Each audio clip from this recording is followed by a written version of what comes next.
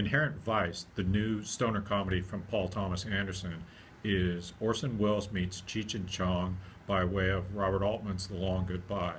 Um, I liked it, but I have maybe a high tolerance for unwashed hippie played by Joaquin Phoenix ambling his way through Greater Los Angeles in 1970.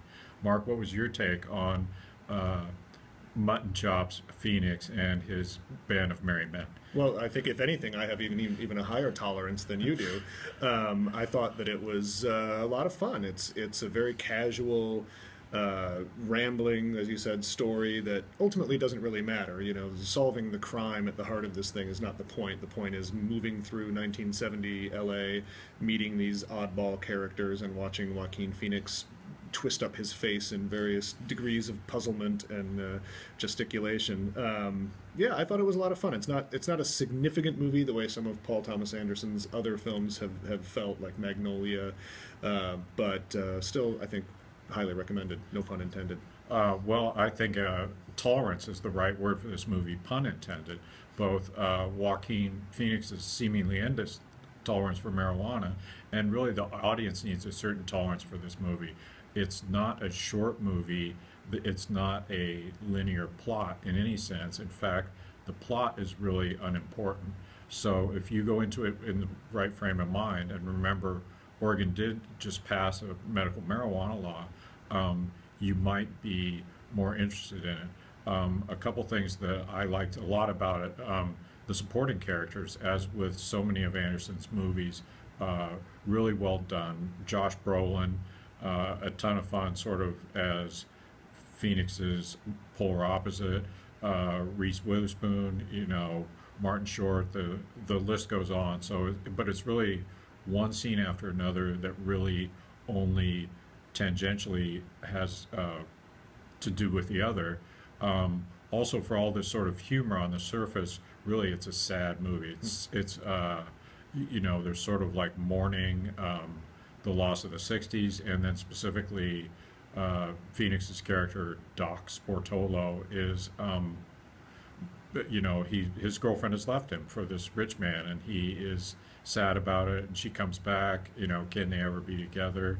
It's really got a wistful tone. Yeah, well, you mentioned Martin Short, and it's great to see him back in a movie. I think it's been probably close to a decade since he's done a movie that's not just a voiceover role or something like that, and he really steals the few scenes he's in, as well as Sam Waterston's daughter, who plays the girlfriend, who's really makes an impressive screen debut. I think it's her first film, at least. We should also mention, of course, that it's based on the Thomas Pynchon novel, and rather faithfully, kind of amazingly enough. Sure, the first part of the novel, anyways, Yeah. is very much lifted from it. We were also talking just before we came on air.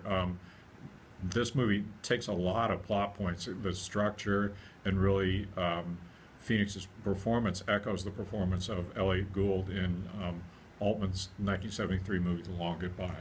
Yeah, they're almost the same movie, which is not a bad thing. They're both really entertaining, rambling stories about sort of the waning days of the counterculture, and I think that's where that sort of sadness comes in too. It's the '60s are over, and it's the sort of the hangover has begun, and I think that really gives it a certain poignancy.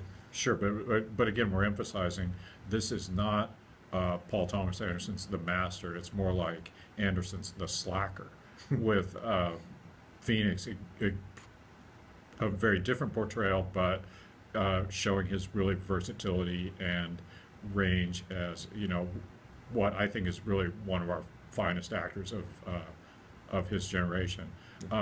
Moving on, you saw the Martin Luther King movie Selma this week. I didn't. Why don't you tell us about it? Well, it's, as you might guess from the title, it's about the Selma to Montgomery march that took place in 1965. And it is, amazingly enough, the first ever Hollywood big screen movie to have Martin Luther King as a central character, which is kind of a mind-boggling thought and a troubling one when you talk about the industry.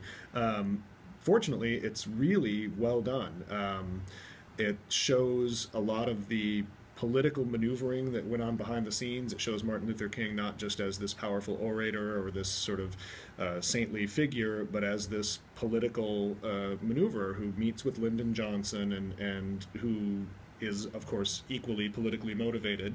And those scenes, to me, were the heart of the movie, were these debates about how best to accomplish the goal of getting the Voting Rights Act passed, which they both favored. David Oyelowo is Martin Luther King and does a great job of doing a performance rather than an imitation, not getting sucked into that trap of trying to mimic what we've all seen so much of the footage of King. The supporting cast in the movie is also really good, with a couple of exceptions. Tom Wilkinson and Tim Roth play LBJ and George Wallace, respectively, and I didn't quite buy either of them, but overall it's an extraordinarily well-done film, and one that is definitely not just a piece of history, but is still very timely today. Well, it's another example of Oprah Winfrey as a force for good, too, because she had a lot to do with the financing and production of this movie, and plays a small part, too. Yeah, and that makes the comparison with The Butler from last year sort of even more stark in my mind. The Butler was a movie I thought sort of drowned in sanctimony and just took its sort of liberal guilt trip way too far at the expense of both realism and dramatic tension, and this movie doesn't do either of those things. It's really smartly and maturely done. Well, that's really good news, especially because we are in Portland, land of the liberal guilt trip. Right. Anything else you want to recommend? Maybe a 4-hour Filipino take on Dostoevsky's Crime and Punishment? If you can find time this week to see both the 4-hour Filipino adaptation of Crime and Punishment and the 3+ hour Turkish movie about the retired stage actor who runs a small hotel in the mountains, then please do so, because, as much as people like to make fun of those who appreciate long movies, they're both extremely well done. They reward a viewer's patience. They take you inside a world in a way that rapid soundbite 80-minute movie MTV culture can never hope to do.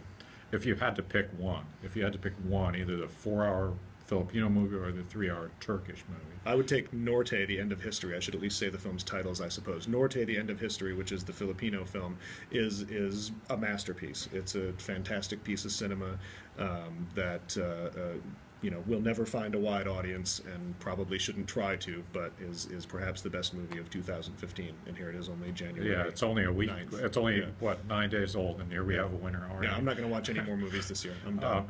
And we should know for the record also that, did you watch the 4-hour movie in one sitting? No, I did not. I had the luxury of splitting it up a little bit, but I wish something our viewers won't enjoy. I wish I had been able to watch it all in one sitting, because I think it would have been even more enveloping. And I wish I had had the opportunity to see it on a big screen, because it's widescreen, beautiful cinematography. And if I didn't have more stuff to do, I'd go see it tonight, January 9th, at the Northwest Film Center. Okay, well, some good picks this weekend then. Selma for sure, Inherent Vice for those with a tolerance for that kind of thing, and you could certainly say the same thing about Norte, The End of History. Yeah, definitely. Good week for movies. All right, thanks.